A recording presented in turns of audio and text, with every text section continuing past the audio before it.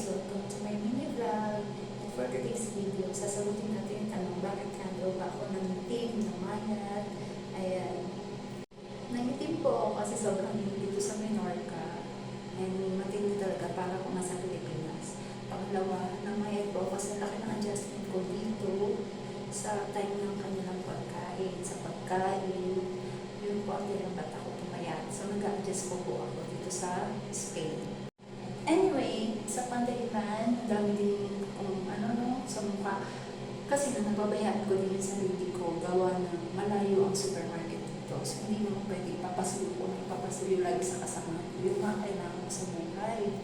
Hindi tayo dapat ganun best. At syempre, love yourself. Kaya ito, may gagamitin fine product, which is the Ordinary. Ayan. Alpha Arbutin. So, tingnan natin kung matatanggal itong mga pimple marks. Parang tayo.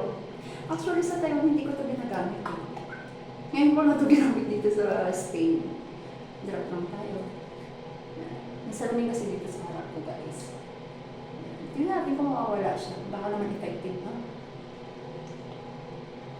Baka naman, the Ordinary. So, nabili ko yan dito sa Menorca, sa Droni.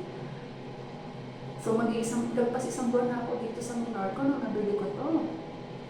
Kasi nga, hindi ko lang saan ako bibili ng aking mga pang-anik-anik. Eh, di ba nga, napunta ako dito sa Menorca na on the spot. Labahin pa nga yung dala-dala ko. Kaya, ayan. Hindi na muna ako nag-supply.